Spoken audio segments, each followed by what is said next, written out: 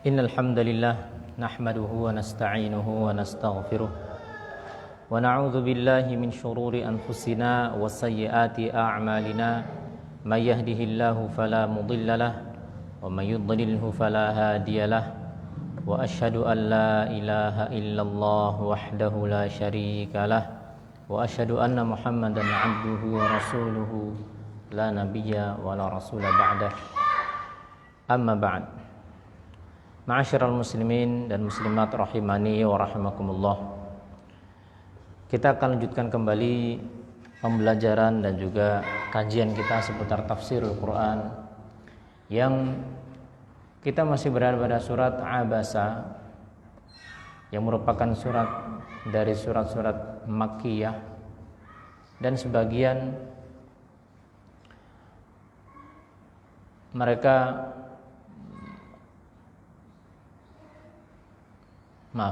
ijma bahwasanya ini merupakan surat Makkiyah, dan surat ini terbagi menjadi beberapa bagian yang telah kita ambil, di mana bagian pertama berisikan tentang teguran Allah Subhanahu wa taala kepada Nabi Muhammad sallallahu alaihi wasallam ketika beliau lebih mendahulukan sebagian pembesar Quraisy, yaitu Ubay bin Khalaf, untuk beliau dakwahi dalam keadaan yang sama atau waktu yang sama bersamaan.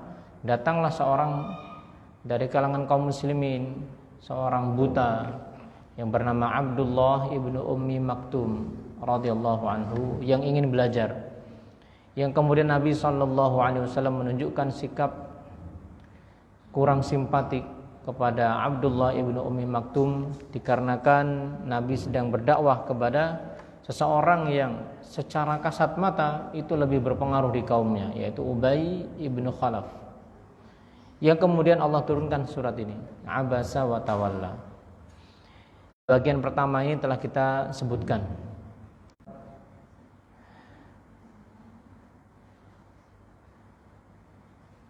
Menegakkan dalil kepada orang-orang yang ingkar tersebut akan keesaan Allah Subhanahu wa taala, yaitu apa? Menegakkan dalil atau hujjah kepada orang-orang yang ingkar tersebut akan kebesaran Allah, keesaan Allah Subhanahu wa taala. Yang kita mulai dari ayat yang ke-18. Kita akan masuk pada ayat yang ke-18 dari surat yang ke-17, ayat yang ke-17 dari surat Abasa ini. Allah Subhanahu wa taala menyebutkan Utilal insanu ma akfarah. Utila maksudnya lu'ina, telah dilaknat. Al insanu al kafiru, telah dilaknat manusia yang kafir itu.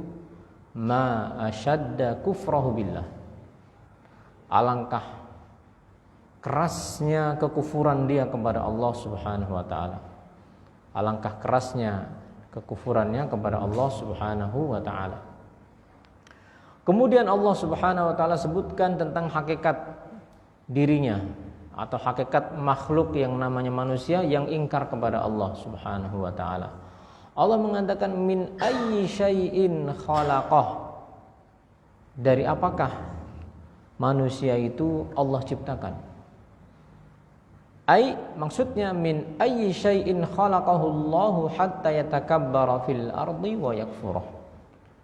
Dari apa sih manusia Allah ciptakan hingga dia itu pantas untuk sombong di atas muka bumi dan juga kufur kepada Allah. Maka Allah Subhanahu wa taala sebutkan sebagian dari kejadian-kejadian yang kita lalui semuanya, dan termasuk orang-orang yang kafir atau manusia yang kafir lalui juga dalam fase-fase kehidupan mereka. Allah mengatakan min nutfatin khalaqahu faqaddarah, ayat yang ke-19. Allah ciptakan dia dari min nutfah, yaitu dari mani, min ma'in qalilin khalaqahu. Allah ciptakan dia dari air yang sedikit. Faqaddara khalqahu tawran ba'da tawr, yang kemudian Allah takdirkan penciptaannya itu melalui fase demi fase, melalui fase demi fase. Ya, bahwa kita masuk ke alam dunia ini atau keluar, maksudnya ya, keluar dari perut ibu kita itu telah menjalani fase demi fase, bahwa kita tidak langsung begitu saja menjadi manusia. Allah Subhanahu wa taala menyebutkan dalam banyak ayat. Ya. Di antaranya adalah Allah sebutkan walaqad khalaqnal insana min sulalatin min tin. Telah kami ciptakan manusia itu dari tanah liat, itu bapak kita dulu, Nabi Adam alaihissalam. Ya, dari sari pati yang berasal dari tanah liat. Maksudnya bapak kita itu Adam alaihissalam itu Allah ciptakan dengan tanah liat. Kemudian Nabi Adam alaihissalam dan keturunannya atau setelah Nabi Adam itu Allah ciptakan dari air mani. Yang kemudian air mani itu tsumma ja'alnahu nutfatan fi qararin makin. Kami taruh air mani tersebut di tempat yang sangat kokoh. Yang kemudian tsumma khalaqnan nutfata 'alaqatan. Kami jadikan mani itu menjadi 'alaqah, gumpalan darah. Fa khalaqnal 'alaqata mudghah. Kemudian kami jadikan gumpalan darah menjadi gumpalan daging. Fa khalaqnal mudghata 'idhaman. Kemudian kami jadikan bagian tulang, fakasawnal 'idhama lahma. Lantas kami bungkus lagi tulang tersebut dengan daging. Tsumma ansha'nahu khalqan akhar. Kemudian kami ciptakan makhluk yang lain. Dari yang tadinya itu apa? Makhluk yang benda mati. Air mani itu kan benda mati. Kemudian Allah jadikan apa? Manusia seperti kita. Maka Allah mengingatkan kepada kita tentang fase ini, ya. Dalam firman-Nya min nutfatin khalaqnahu faqaddara. Allah ciptakan manusia itu dari tahapan demi tahapan. Masih Allah sebutkan perjalanan kehidupan manusia. Tsummas sabila yassarah, ayat yang ke-20. Tsummas sabila yassarah. Maksudnya tsumma yassara lahu ba'da hadhil atwari al-khuruja min batni ummihi. Kemudian Allah mudahkan bagi manusia itu untuk keluar dari perut ibunya, ya, dari perut ibunya. Dan kita semuanya mengalami itu. Kita semuanya mengalami itu. Sehingga tidak pantas seseorang itu sombong. Kenapa? Karena dia telah keluar dari tempat kencing itu 2 kali. Para ahlul ilmi mengatakan, apa alasan manusia itu sombong? Semua manusia itu keluar dari tempat buang air itu 2 kali. Pertama, dari bapak kita. Yang kedua, dari ibu kita. Ya. Dan kita pun sekarang membawa perkara yang kotor dan juga najis dalam perut kita. Nanti kalau sudah mati, kita akan menjadi apa? Bangkai yang dimakan oleh ulat, dimakan. Jadi untuk apa manusia itu sombong? Tsummas sabila yassara. Ayat ini juga memberikan faedah bahwa tsummas sabila yassara. Kemudian Allah mudahkan jalannya. Barangkali ada di antara kita, ya, yang berkesempatan untuk menyaksikan atau bahkan menemani, misalnya ketika istri kita itu lahiran, ketika anak kita itu dilahirkan, itu kayak apa? Ya, kayak apa perjuangan seorang ibu dan bagaimana manusia ketika pertama kali keluar dari perut seorang ibu. Ya, dulu kita seperti itu. Keluar itu, ya. Berikut dengan macam-macam isinya. Ada kotorannya, ada ketubannya dengan segenap bau yang ada, ya. Yang bentuknya itu ya seperti itu. Masih pucat pasi. Kemudian begitu di luar, ya setelah keluar kemudian apa? Subhanallah, Allah jadikan apa? Jadikan mengembung, langsung jadi manusia, Tsumma sabila yassara. Allah mudahkan, ya. Kalau bukan karena kemudahan dari Allah, enggak jadi. Ya, tidak jadi. Maka ayat ini mengingatkan tentang nikmat yang Allah berikan kepada manusia sehingga dia itu bisa hidup sampai sebesar ini, bahwasanya dahulu Allah lah yang memudahkan dia untuk keluar dari perut ibunya. Kemudian Allah sebutkan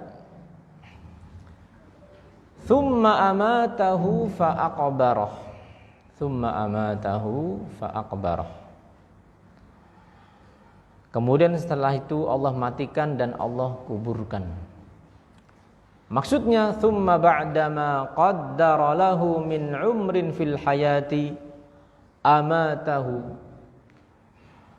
Kemudian setelah Allah Subhanahu wa taala menakdirkan baginya umur di dunia ini, ya, Allah matikan dia. Allah matikan manusia. Kita juga nanti akan mati sebagaimana moyang-moyang kita sudah wafat semuanya. Mungkin mbah kita atau mungkin orang tua kita bahkan, ya. Mereka sudah berlalu. Mereka itu sudah thumma amatahu fa'akbarah. Fa'akbarah maksudnya wa ja'ala lahu qabran yabqa fihi ila an yub'atsa. Allah Subhanahu wa taala jadikan kubur yang dia terus berada di situ sampai nanti dia dibangkitkan. Para ulama mengatakan, Allah mengatakan dalam ayat ini fa'aqbarahu, artinya Allah yang memasukkan dia ke dalam kubur. Loh, bukankah manusia itu yang menguburkan orang yang sudah meninggal? Betul. Akan tetapi kalau kita lihat kepada sejarah manusia, penguburan pertama kali itu dilakukan dengan taufik dari Allah Subhanahu wa taala melalui, ya, seekor gagak yang disebutkan dalam surat Al-Maidah, ya, dari dua anak Adam yang mereka kemudian salah satu berbuat zalim kepada yang lainnya sampai membunuhnya. Setelah mati terus bingung diapakan ini. Ya, ini udah mati itu diapakan? Ya, maka Allah Subhanahu wa taala fa ba'atsa lahu ghuraban. Maka Allah utus seekor gagak atau dua ekor gagak yang mereka berkelahi, satunya mati, kemudian ya bahatsu fil ard, untuk kemudian dia menggali tanah, liyuriyahu kaifa yuwari sawata akhi, agar menampakkan atau mengajarkan kepada manusia bagaimana cara menguburkan atau cara memperlakukan orang yang sudah meninggal. Diapakan? Ya, dikubur manusia. Dan itu salah satu bentuk pemuliaan. Jadi manusia itu mereka dikubur dan itu bentuk pemuliaan. Tidak seperti yang dilakukan sebagian orang, ya, jahiliyah. Mereka punya kebiasaan kalau orang meninggal itu dijadikan makanan. Buat apa? Makanan buat hewan. Waliyadzubillah. Atau misalnya ada yang kemudian membumi hanguskan, dibakar, ya, dibakar. Ini bukan merupakan ikram. Manusia itu masukkan ke dalam tanah, asalnya dari tanah masuk ke tanah, ya, ditutup biar tidak dimakan oleh hewan dan seterusnya. Maka di dalam menguburkan itu disunnahkan diperdalam itu lubangnya, ya, diperdalam lubangnya agar tidak kemudian digali oleh misalnya hewan buas atau yang lain. Kemudian Allah Subhanahu wa taala lanjutkan tsumma idza syaa'a ansyarah, dan jika dia berkehendak kelak ansyarahu, maksudnya ba'atsahu lil hisabi wal jaza. Allah akan bangkitkan dia untuk menemui hisab dan menemui balasan atas perbuatannya selama di dunia. Tsumma idza syaa'a ansyarah. Jadi seperti itu manusia itu. Manusia itu awalnya benda mati, air mani yang hina. Kemudian pindah ke perut ibunya. Kemudian Allah Subhanahu wa taala kembangkan dari air mani menjadi nutfah menjadi alaqah, seterusnya sampai jadi bayi di perut. Terus gimana? Keluar keluar dalam keadaan lemah, nggak ngerti apa-apa. Wallahu akhrajakum min butuni ummahatikum la ta'lamuna syai'an. Allah keluarkan kalian dari perut ibu kalian nggak ngerti apa-apa. Nggak ngerti apa-apa itu ya manusia. Kemudian setelah itu ya Allah berikan hidayah dia, wa hadainahu najdain. Dikasih apa? Hidayah. Untuk apa? Untuk minum ASI. Untuk minum ASI. Wa hadainahu najdain. Ya. Sehingga bayi itu nggak perlu diajari bahwa dia itu memang butuhnya ASI. Kalau langsung dikasih nasi, ya bukan makanannya. Tapi kalau ASI dia udah ngerti. Ya. Dari mana? Yaitu wa hadainahu najdain. Kemudian setelah itu makin besar, nah ternyata manusia ada yang beriman kepada Allah, bersyukur kepada Allah, ada yang takabur, ada yang kafir, ada yang enggan beriman kepada Allah Subhanahu wa taala. Maka Allah ingatkan lagi bahwasanya manusia itu seperti itu dulunya. Dan nanti akan apa? Mati terus masuk apa? Masuk ke dalam liang kubur. Sampai kapan? Ya sampai nanti dibangkitkan.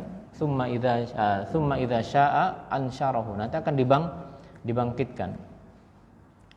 Untuk apa dibangkitkan? Untuk hisab dan jaza, untuk penghitungan amal dan pembalasan. Ada balasannya semuanya. Ya, ada balasan. Kemudian Allah lanjutkan di ayat yang ke-23, kalla lamma yaqdi ma amarah. Sekali-kali tidak. Kalla maksudnya laisal amru kama yatawahhamu hadzal kafir. Urusannya itu, perkaranya itu tidaklah seperti yang disangka orang kafir itu. Annahu adda ma alaihi li rabbih min haqqin. Bahwa dia menyangka dia telah membayar lunas nikmat yang Allah Subhanahu wa taala berikan. Dia telah menunaikan hak-hak Allah dengan tuntas. Enggak seperti itu. Ya. Fahuwa lam yuaddi ma aujaballahu alaihi minal faraid.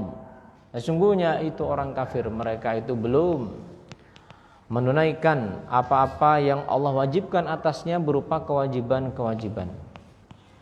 Kita ini hidup, Allah yang menghidupkan. Maka Allah jugalah yang layak untuk kemudian apa? Kita turuti perintahnya. Karena Allah yang menghidupkan kita. Dan Allah yang ngasih kita rezeki. Allah yang apa? Yang semuanya lah. Nanti akan mematikan kita. Kita akan dikembalikan kepada Allah. Maka ya, ada kewajiban-kewajiban yang Allah gariskan dan tetapkan untuk kita. Nah, maka jangan menyangka seseorang itu kemudian dia hidup, ya sudah, hidup begitu saja. Allah mengatakan afa hasibtum annama khalaqnakum abathan wa annakum ilaina la turja'un. Apakah kalian menyangka kami ciptakan kalian itu sia-sia begitu aja? Hidup, mati, udah selesai, terus tidak dikembalikan kepada kami, kata Allah di akhir surat Al-Mu'minun. Fata'alallahul malikul haqq. Maha jauh Allah, maha suci Allah dari anggapan negatif seperti itu. Ya, anggapan negatif bahwasanya manusia kalau hidup mati habis itu udah enggak diapa-apain, ya. Maha jauh Allah Subhanahu wa taala dari anggapan negatif tersebut. Dan jamaah sekalian rahimani wa rahimakumullah, sehebat apapun kita itu melaksanakan perintah Allah Subhanahu wa taala, maka sebenarnya kita tidak bisa membayar apa yang Allah sudah berikan kepada kita.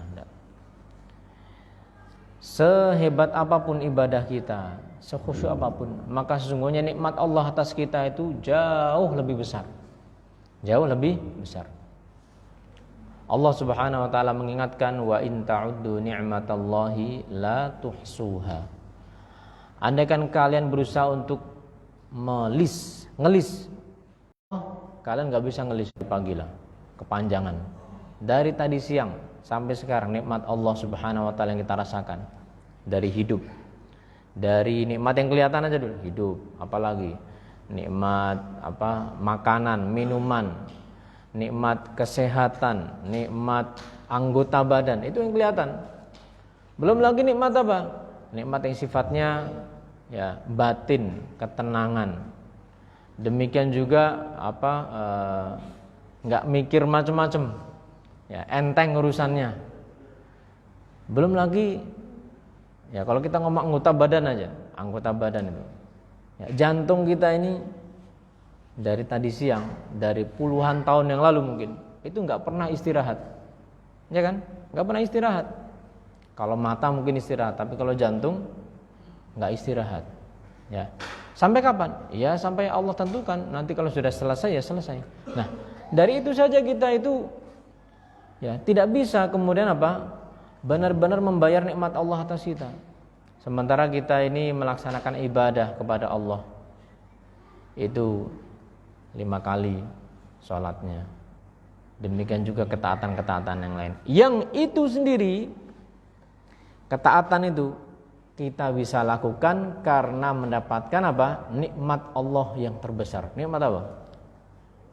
Nikmat hidayah, nikmat taufik. Allah ngasih kita taufik sehingga kita itu melaksanakan sholat. Kalau bukan karena Allah ngasih kita hidayah, kita nggak bisa sholat. Kenapa? Ya banyak alasan.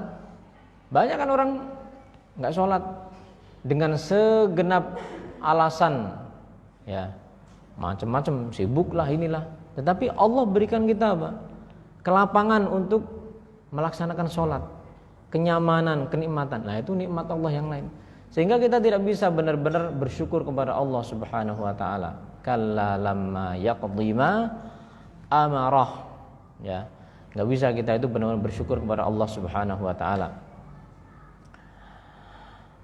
Kemudian Allah Subhanahu wa taala memberikan contoh sebagian saja dari nikmat yang Allah berikan kepada manusia. Ila ta'amih, maka hendaknya falyanzuril insanul kafiru billah, hendaknya orang yang kufur kepada Allah itu mereka memperhatikan ila ta'amihil ladzi ya'kuluhu kaifa hasal, kepada makanannya yang dia makan, bagaimana makanan itu sampai kepadanya. Bagaimana makanan itu sampai kepadanya. Falyanzuril insanu ila, kata para ulama, Allah menggunakan kata ila. Maka hendaknya manusia itu memperhatikan, melihat kepada. Kepada itu maksudnya apa? Udah dengan melihat saja itu nggak usah pakai mikir banyak. Dengan melihat saja orang akan bisa akan bisa meyakini itu nikmat dari Allah. Nggak usah kemudian sampai kemudian meneliti, enggak. Coba kita makan apa yang kita makan. Ya semuanya nikmat dari Allah. Kita makan nasi, ya, atau yang makan gandum lah, atau yang makan roti. Belum lagi lauknya. Lauknya apa? Mungkin sayur, mungkin ikan, mungkin tempe. Kita nggak pernah tahu ikan yang kita makan. Kalau ikan laut itu dari laut mana? Oh, tahu saya, itu lautnya laut Jakarta sana. Ya sudah. Tapi pernahkah kita mendengar ada orang itu tebar benih ikan laut? Ya, nggak ada kan? Nggak ada orang nebar benih ikan laut itu. Kita nebar benih apa? Nggak ada. Yang ada adalah apa? Manusia tuh ngambil aja tiap hari. Ya, mancing atau njala atau pakai kapal. Nggak pernah mereka berpikir besok kita kembang biakan ikan laut ini terus kita lepas ke laut. Nggak ada. Allah Subhanahu wa taala yang memberikan makanan itu sampai kepada kita. Kita makan sarden dari mana? Kalau kita pikirkan itu subhanallah, ya. Nikmat Allah itu begitu begitu besar. Ini baru makanan loh. Falyanzuril insanu ila ta'ami. Kemudian Allah sedikit detailkan, anna sababnal ma'a sabba. Ya. Fa asluhu, maka asal muasal makanan itu minal matarin nazili minas sama'i biquwwatin wa ghazaratin. Asal muasal makanan yang kita makan itu dari hujan yang Allah turunkan dari langit dengan kuat dan deras, ya. Dan alhamdulillah kita ini di negeri tropis, jadi namanya hujan itu tidak sesuatu hal yang langka. Tapi kalau sesekali kalau kita hujan itu, kita coba ingat ayat ini, anna sababnal ma'a sabba. Ya, dengan hujan ini ada rentetan-rentetan yang lain. Para petani mereka lebih tahu dan mestinya mereka lebih merasakan ayat-ayat ini sebagai ayat yang hadir dan akrab dengan keseharian mereka. Tsumma syaqaqnal arda syaqqa. Ayat 26. Tsumma syaqaqna, maksudnya fataqnal ard, kami belah bumi itu, fansyaqqat 'anin nabat. Ya. Dan tumbuhlah atau muncullah apa? Tanaman-tanaman. Manusia itu cuma bisa nanam kan? Nanam padi tancep-tancep gitu. Atau misalnya nanam apapun, cuma naruh aja, naruh. Ya. Siapa yang menumbuhkan? Allah Subhanahu wa taala. Tsumma syaqaqnal arda. Ya. Tsumma syaqaqnal arda. Allah Subhanahu wa taala belah bumi itu. Itu mestinya menjadi perenungan bagi manusia yang mereka mengingkari kebangkitan. Bahwa sebagaimana Allah mampu mengeluarkan tumbuhan dari tanah yang tadinya nggak ada apa-apa, Allah juga mampu mengeluarkan manusia nanti dari apa? Tanah. Ya. Kan kalau kita lihat musim kemarau itu kering gitu kan. Begitu kena hujan set tiba-tiba ada aja itu. Ya entah itu pohon apa, ceri atau kersen, perasaan nggak pernah nanam. Kok tiba-tiba apa? Muncul. Dari mana? Allah Subhanahu wa taala, ya. Jadi tanda kebesaran Allah itu hanya orang-orang yang rusak akalnya yang mereka ini apa? Masih saja mengingkari. Kemudian fa'ambatna fiha habban. Kami tumbuhkan di bumi tersebut al-hububa min qamhin wa dzuratin wa ghairihima. Biji-bijian berupa gandum, wadhurah dan juga jagung, wa ghairihima dan yang selainnya, ya beras masuk di situ, kacang hijau, terus kemudian apa? Wah nggak bisa kita sebut satu persatu, ya. Fa'ambatna fiha habban. Kemudian Allah sebut di antara yang tumbuh tersebut adalah tanaman-tanaman atau buah-buahan yang begitu besar manfaatnya, yaitu wa'inaban wa qadban. Wa'inaban wa anbatna fiha 'inaban.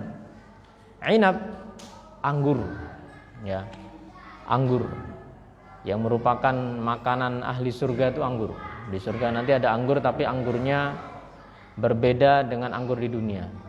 Dan kalau kita lihat ke toko buah, di antara buah-buahan yang menempati ranking mahal itu buah apa?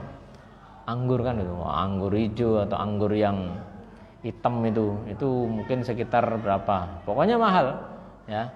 Wa ambat, karena memang banyak apa? Ya banyak khasiatnya, yang katanya antioksidan lah, yang katanya meningkatkan apa? Kecerdasan dan seterusnya. Itu kan anggur. Wa qadban maksudnya adalah daun-daunan ratban yang basah, liyakuna ilfan lidawabihim, untuk dijadikan sebagai pakan bagi ternak mereka, ya. Pakan bagi ternak mereka berupa kambing, berupa sapi atau yang lainnya. Wa zaitunan wa nakhla. Kami juga tumbuhkan zaitun wa nakhlan dan juga kurma. Segala sesuatu yang disebutkan dalam Al-Quran secara bendanya itu berarti sesuatu hal yang memiliki keistimewaan, ya. Zaitun dengan segenap keberkahan yang ada di dalamnya, ya. Manfaatnya itu tidak diragukan lagi. Ya, silakan nanti dicari apa manfaat zaitun. Demikian juga kurma. Kurma yang Allah Subhanahu wa taala sebutkan dalam surat Ibrahim sebagai perumpamaan iman. Kurma itu asluha tsabitun wa far'uha fis sama. Akarnya itu kokoh, menghunjam. Kalau sudah tumbuh itu nggak bisa digoyang. Kalau kelapa masih, ya, masih tumbuhnya tuh apa, ada yang melenyang apa namanya, ada yang belok-belok itu. Kalau kurma enggak, kurma itu apa, lurus dan dia kuat. Itulah perumpamaan seorang mukmin, kata Nabi sallallahu alaihi wasallam. Ada sebuah pohon itu yang sangat mirip dengan seorang mukmin. Di mana apa? Semuanya bermanfaat. Semuanya bermanfaat. Yaitu apa? Kurma. kurma. Tidak ada yang dibuang, batangnya, kemudian daunnya, kemudian buahnya, ya, dan seterusnya. Dan kurma itu di dalam Al-Quran tu'ti ukulaha kullahinin biidzni rabbiha. Sekali panen, terus panen. Makanya kalau orang punya kebun kurma dan sudah panen, itu orang kaya itu. Kenapa? Ya tu'ti ukulaha kullahinin. Kurma itu enggak kenal musim. Ya mungkin kalau di kita yang ada adalah musim murah atau musim mahalnya kurma. Kalau musim murah itu apa ya, Ramadan itu mungkin loh, ya. Lebih murah karena banyak. Tetapi setiap saat kurma itu tu'ti ukulaha, berbuah terus. Kalau misalnya buah yang lain itu kan pakai apa? Pakai musim. Misalnya sekarang ini sudah mulai musim musim mangga, tapi belum musim durian. Ya, mohon dikoreksi kalau salah, Pak. Kalau kurma enggak, ya. Wa zaitunan wa nakhla. Kemudian wahadaiqa ghulba. Wahadaiqa, dan juga taman-taman atau kebun-kebun ghulban yang rimbun, katsiratul asjar, yang rimbun, yang menyejukkan pandangan kita dan manusia, ya. Kalau pas musim long weekend dikit aja. Yang kemarin katanya macet tuh sampai ada yang meninggal tuh. Mereka pada kemana tuh, Pak? Ke arah puncak, ya kan? Kenapa? Ini puncak ada udara, ada yang ijo-ijo. Kenapa? Manusia tuh seneng. Bosan dengan namanya hutan beton. Ngelihat kota sana isinya beton, semuanya beton. Pengen nyari apa? Pengen nyari pemandangan yang lain. Di antaranya apa? Wahadaiqa ghulba. Ya. Taman atau kebun-kebun yang hijau. Ada kebun raya, ada hutan atau konservasi dan seterusnya. Itu dari mana? Ya Allah Subhanahu wa taala yang menumbuhkan itu. Wa faqihatan wa abba. Demikian juga kami tumbuhkan dengan sebab hujan itu ada buah-buahan. Wa abban, dan juga rumput-rumputan yang dimakan oleh hewan ternak kalian. Ya, wa faqihatan wa abba. Mata'al lakum wa li an'amikum. Itu semuanya adalah untuk manfaat bagi kalian. Lintifa'ikum, untuk kalian manfaatkan. Wantifa'i bahaimikum, dan juga manfaat bagi hewan ternak kalian. Oh, saya enggak ternak, Ustaz. Ya. Oke, tapi kita makan apa? Oh, saya makan ayam. Lah itu ayam itu makan apa? Ya, ayam makan menir. Makan katul. Ya itu katul dari mana? Kalau dirunut lagi ujung-ujungnya adalah apa? Ya Allah Subhanahu wa taala yang menciptakan ayamnya dan juga menciptakan makanannya. Kan enggak bisa dikasih makan plastik. Ya bisa sih, tapi hasilnya pasti apa? Ya enggak bener itu ayamnya, itu enggak bener, ya. Enggak bener tuh nanti ayamnya. Dikasih beras plastik. Apalagi manusia. Manusia makan beras plastik. Mata'al lakum wa li an'amikum. Itu semuanya Allah berikan untuk kalian manfaatkan dan juga hewan ternak kalian. Kemudian di bagian terakhir dari surat Abasa ini, Allah Subhanahu wa taala sebutkan tentang kejadian ketika nanti manusia dibangkitkan atau ketika terjadinya hari kiamat, ya. Di mana pada ayat sebelumnya Allah telah menegaskan dengan manusia memperhatikan makanannya, dia akan faham. Oh iya, kita itu nanti akan dibangkitkan oleh Allah Subhanahu wa taala sebagaimana Allah yang Maha Kuasa menciptakan makanan kita. Kita ngomong baru makanan aja. Jadi dengan kita melihat makanan itu, dia itu bisa juga idzas samaun fatarat, langit itu pecah. Nah, itu tiupan pertama. Tiupan kedua, nanti manusia itu akan apa? Keluar dari kubur, dipanggil oleh Allah Subhanahu wa taala. Di mana mereka ini akan keluar dan tidak akan ada yang tertinggal. Ya, tidak akan ada yang tertinggal sedikit pun. Fa idza ja'atis shakhah, pada hari itu yauma yafirrul mar'u min akhi. Yauma, pada hari di mana yafirru, lari manusia itu meninggalkan saudaranya, min akhihi, saudaranya akan dia tinggalkan. Tidak hanya itu, wa ummihi wa abih, ya, bapak dan ibunya pun, atau ibu dan bapaknya akan dia tinggalkan, Bahkan manusia yang terdekat dengannya, ya, yang lahir dari air maninya pun, wa sahibatihi wa bani, istri dan anak-anaknya akan dia tinggalkan. Wa sahibatihi wa bani, akan dia tinggalkan, tidak dipedulikan. Kenapa? Likulli imri'im minhum yauma idzin sya'nu yughni. Pada hari itu setiap orang ma yushghiluhu 'anil akhar, memiliki kesibukan masing-masing. Ada hal-hal yang menyibukkan dia, min syiddatil karbi fi dzalikal yaum, karena saking beratnya kengerian pada hari tersebut. Ya, semua orang itu akan mementingkan dirinya. Sekarang misalnya ada musibah dikit saja, wajahnya bersinar terang. Kenapa wajah? Ya, karena wajah itu adalah cerminan dari senang tidaknya orang. Orang itu kalau senang kelihatan dari apanya dulu? Dari wajahnya dulu. Kalau lagi senep itu lagi mumet, lagi banyak pikiran, juga kelihatan dari apa? Dari wajahnya, ya.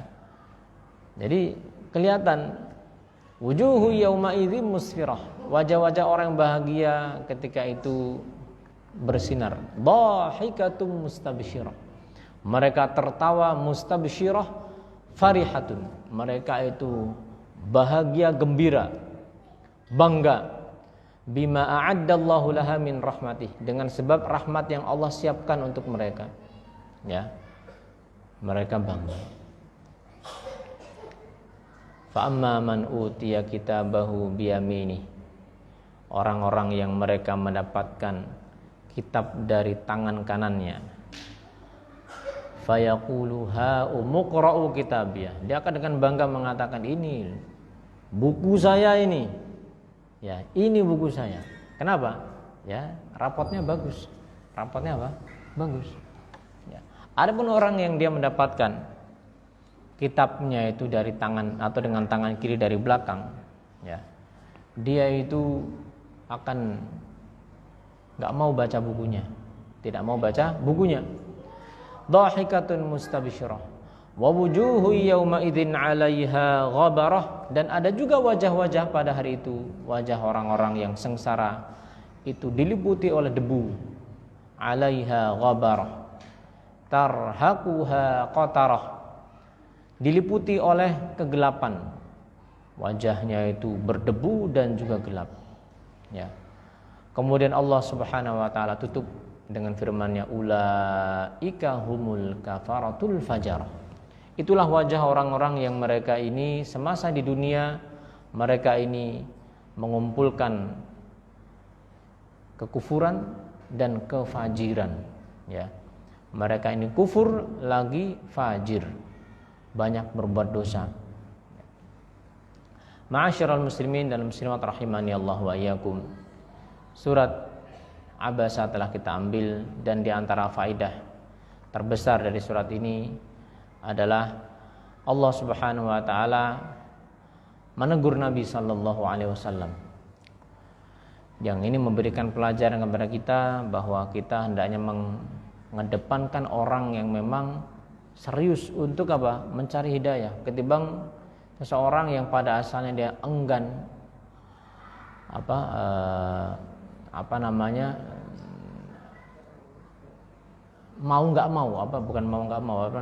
tidak merasa butuh. Kedepankan orang yang merasa butuh. Demikian juga hendaknya seseorang itu merenungkan kejadian besar yang akan dia alami pada hari akhirat, agar dia mempersiapkan diri dan Allah Subhanahu wa taala jadikan dia termasuk orang-orang yang wujuhu yawma idzin musfirah. Wajah-wajah orang yang bahagia pada hari itu musfirah, bersinar. Barakallahu fikum. Insyaallah taala kita lanjutkan pada sesi kedua. Sudah masuk waktu adzan, Pak ya? Sudah adzan belum? Sudah. Nah. Wallahu a'lam bishawab. Walhamdulillahi rabbil alamin.